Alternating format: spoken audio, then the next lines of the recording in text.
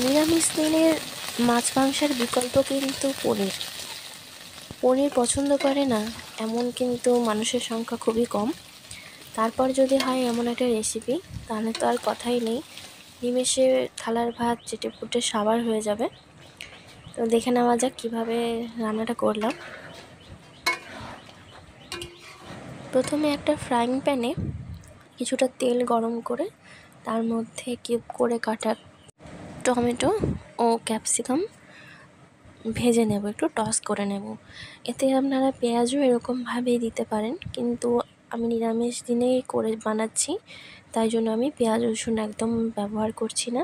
তো আপনারা যদি এটা আমিষ দিনে বানাতে চান, তো এখানে আপনারা পেঁয়াজ ব্যবহার করতে পারেন। হালকা করে টস করা হয়ে গেছে, এবারে নামিয়ে নেব। খুব একটা ভাজার দরকার নেই, যেন ক্যাপসিকামের থেকে কাঁচা গন্ধটা চলে যায়, সেরকমভাবেই আমরা এটাকে ভেজে নেব, না হলে বেশি গলে যাবে। এরপরে আরও খানিকটা তেল দেব। তেল দিয়ে ওই তেলের মধ্যে 1 চামচ লঙ্কা গুঁড়ো, 1 চামচ হলুদ গুঁড়ো ও একটু নুন দিয়ে ভালো করে মশলাটা ভেজে নেব। তারপরে কিউব করে কাটা পনির এই মশলার মধ্যে দিয়ে ভালো করে নাড়িয়ে চাড়িয়ে ভেজে নেব। বেশি কড়া করে ভাজার দরকার নেই, হালকা করে ভাজলেই হবে। কেননা এটা তো আর গরম জলে ফেলতে পারবো না, না হলে পনিরের গা থেকে সব মশলাটা ছেড়ে যাবে। আর বেশি ভাজা হলে পনিরটা শক্ত হয়ে যাবে, তখন আর খেতে ভালো লাগবে না। তো সেই জন্য হালকা করে মানে পনিরের গায়ে যাতে একটু দাগ লাগে সেরকমভাবেই ভেজে নেব। আমি এখানে 500 গ্রাম পনির নিয়েছি, আপনারা আপনাদের পরিমাণ মতো পনির এখানে নিয়ে নেবেন।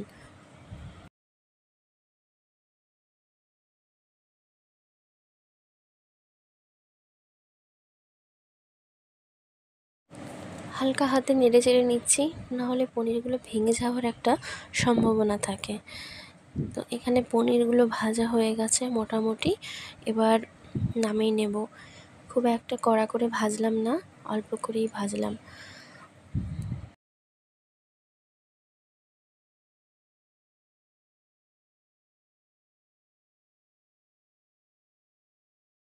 পনিরগুলো সব এখানে নামিয়ে নেওয়া হয়ে গেলে আরও কিছুটা তেল দেব। তেল দিয়ে কিছু গোটা মশলা এখানে ফোড়ন দেব, যেমন তেজপাতা, একটা দারচিনি এখানে ফোড়নে দিলাম, আর একটা টমেটো, কিছুটা আদা ও 2-3টে কাঁচা লঙ্কা একটু পেস্ট করে নিয়ে সেই তেলের ওপরে দিয়ে দেব।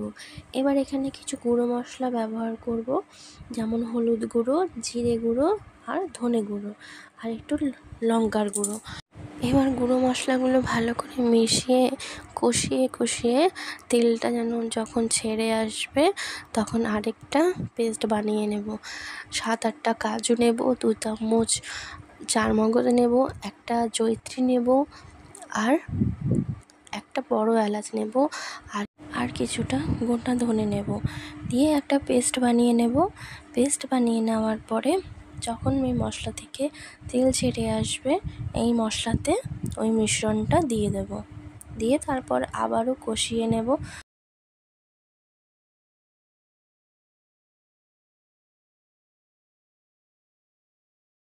এখানে মশলাটা থেকে ভালোভাবে তেল ছেড়ে এসছে, তার মানে মশলাটা কুক হয়ে গেছে।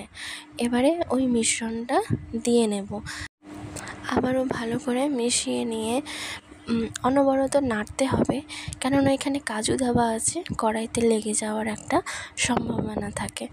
তো এরকমভাবে নাড়তে নাড়তে মশলাটাকে ভালো করে ফুটিয়ে নিতে হবে।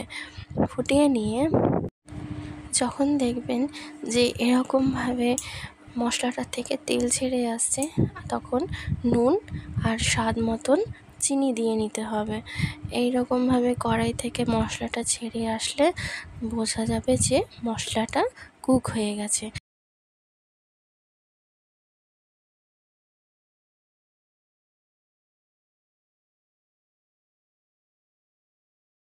দেখুন এখানে মশলা থেকে ভালো করে তেল ছেড়ে এসছে। এবার আমি এখানে 2 গ্লাস গরম জল দেব। আগেই বলেছি গরম জল দিলে রান্নার টেস্ট দ্বিগুণ হয়ে যায়, ঠান্ডা জলে যেটা আসে না। আপনারাও এখানে গরম জল ব্যবহার করবেন বা যার যেটা ইচ্ছা সে সেটাই ব্যবহার করতে পারে।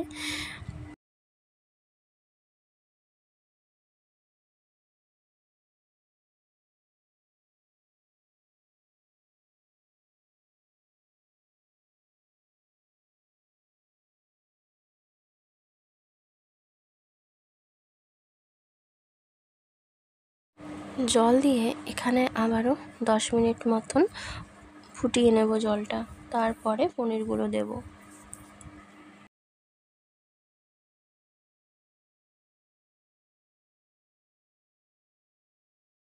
পনিরগুলো দিয়ে নিয়েছি।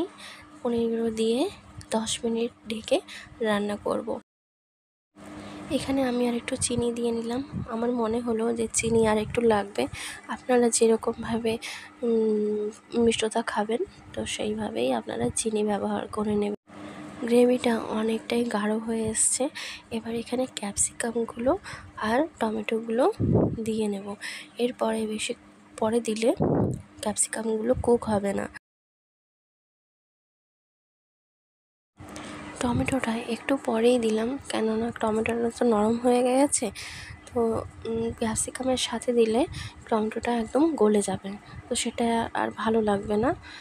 তো একটু পরে দিলাম, দিয়ে তারপরে আবারও নাড়িয়ে চাড়িয়ে ওপর থেকে একটু কাসুরি মেথি ছড়িয়ে নামিয়ে নেব। তো আপনারা এখানে যেরকমভাবে গ্রেভি খাবেন সেরকমভাবে গ্রেভিটা রাখবেন, শুকিয়েও নিতে পারেন বা এরকম গ্রেভিও রাখতে পারেন।